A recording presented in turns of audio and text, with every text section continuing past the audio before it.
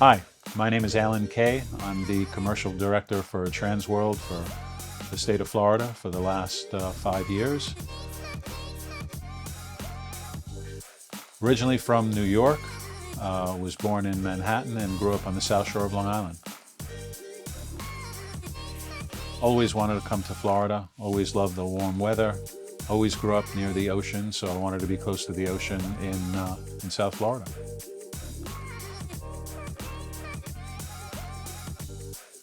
It's a great question. I grew up in the residential real estate business, put myself through college and law school by selling houses, and residential was great, but residential is based on emotion. I like commercial because commercial was based on the numbers. What can I do with the property? How can I improve it? Where can I take the property? So I like that much more as opposed to, what are the color of the cabinets or the appliances in the kitchen and how big is the master bedroom closet.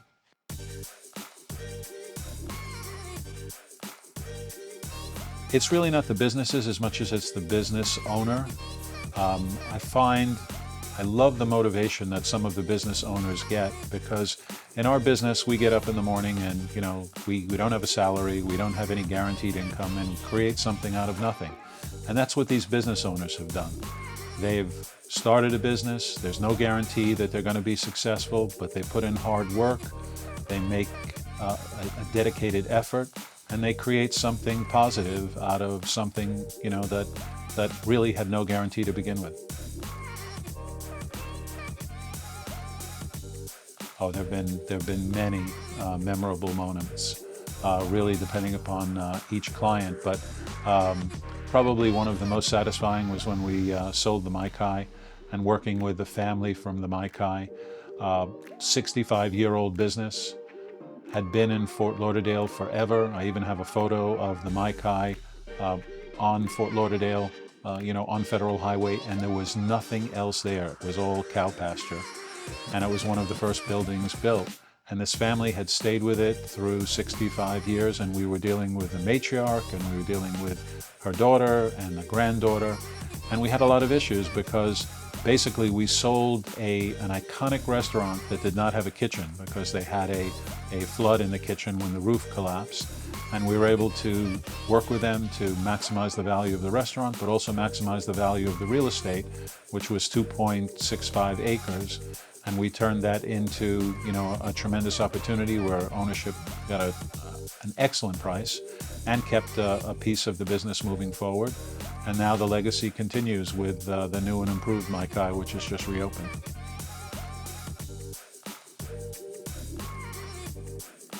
It really depends on the individual business and the individual entrepreneur. I love when people have really just, as I mentioned before, created something from nothing, but I love when they've built something. And they didn't start out to build it, just over time they made the right decisions. A client told me yesterday that who's a very successful developer. He told me that what he always did is he was very happy at every level that he was working at, but he always had an eye out for what's the next thing, what's coming, as opposed to a client that I spoke with recently who his family built the business and they didn't see the business changing, and they eventually lost the business because they weren't able to adapt to new things around them.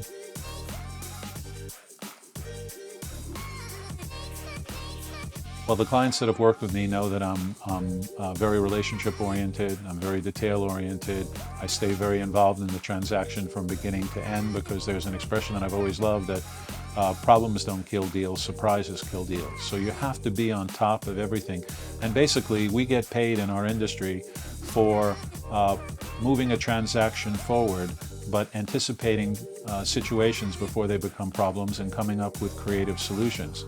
So if we're doing our job correctly, it's a ship on calm seas, but meanwhile, we're working feverishly below the water to make sure that things continue smoothly.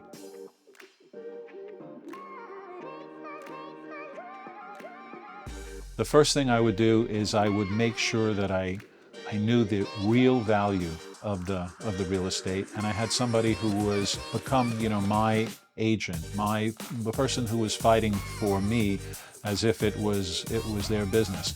But you must make sure to see what's happening in the real estate industry. What's going on around me? Is this a good time to sell? Is there new development coming? What's happening in the future? And make the right decision on the time to sell, as opposed to holding out for a price that might be unrealistic. Because you have to remember that you can take that capital and put it into something else and have that grow just the way your initial purchase grew.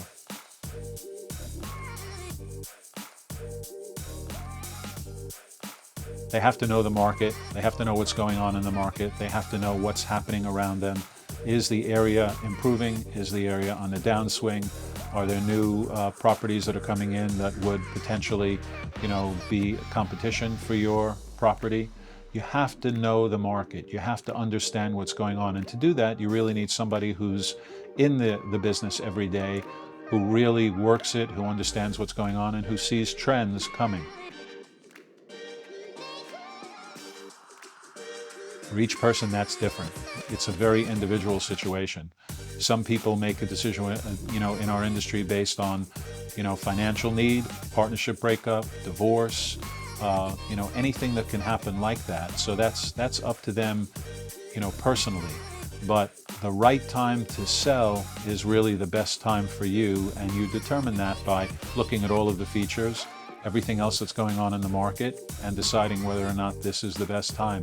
I tried to sell a building to a client for $3 million, probably about 15 years ago. His family poo-pooed it. They wouldn't allow him to do it. That building just sold for $11 million.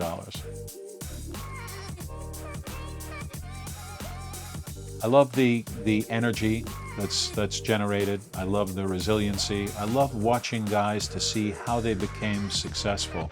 I know immediately if somebody is telling me the truth or not about their career as commercial real estate. If they tell me that they've been successful in every deal, then I know they've either only done one deal in their life or they're not telling me the truth. Because what happens sometimes in commercial real estate, and you can't beat yourself up if this has happened to you, is no matter how hard you try and plan something, there are factors in the market that can affect the value of your real estate. The thing I love about real estate as a broker and as an investor is my clients have always done well with their properties. Maybe they didn't do as well as expected because of market occurrences that happened outside of their control, but they always profited and always made money. And I take great pride in the fact that I've never had a client, lose a building in foreclosure or give it up because the property wasn't performing. Because that's the lifeblood of a local community. The businesses are what makes things, succeed, what makes things flow. And it's very important to support the local businesses. Everybody today wants to go with a national company, with Amazon, with all of the nationals. But the local people are the one who make the economy grow. They make the area better. By paying taxes, by having successful businesses, they allow, a local city or municipality to grow and to flourish. I can't hit a curveball, so I wouldn't be the center fielder for the New York Yankees. But other than that, I was a former practicing attorney in another lifetime, and I enjoyed that. The thing that I didn't like is that people would come to you at the time that they were having problems. So you'd see them in their worst situations. And unfortunately, some people would come to you, you'd lay out a strategy, and then all of a sudden, 3 months later, they'd come, it didn't work. And I said, well, did you use the plan that we discussed? No, I tried something different. So I don't know where I'd go at this point. I love the industry. I love Transworld. I love the culture at Transworld. I'm relationship oriented. I've been at other firms that are good firms, but you don't have the culture that Transworld has established where everybody works together for the benefit of the group and for the collective. Now you're giving me now that's very tough, because you have to tell me if we're eating, salads or Chinese food or Indian food. But probably, a favorite is there's a place in Boca called J. Alexander's, which I like a lot of energy. Always see a lot of people there. It's a great spot to mingle with, with other people in the business community. I see, I'm a big movie fan, so that you can't ask me these questions. It's the first thing that comes to mind, of course, is the Godfather. But I like classic movies. I love Casablanca. I love Frank Capra movies. I'm just a huge movie buff.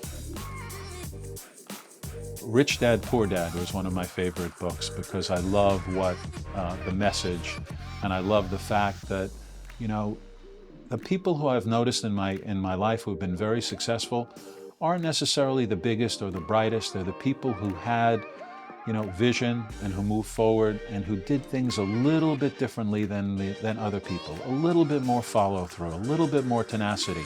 And those are the ones who are successful. So that's what that message conveyed to me, that book conveyed to me. The best piece of advice I've ever received is never worry about what you can't control. You have to be the master of your own destiny, and you have to, stay focused in what works for you, what you can control, what you can have an effect on.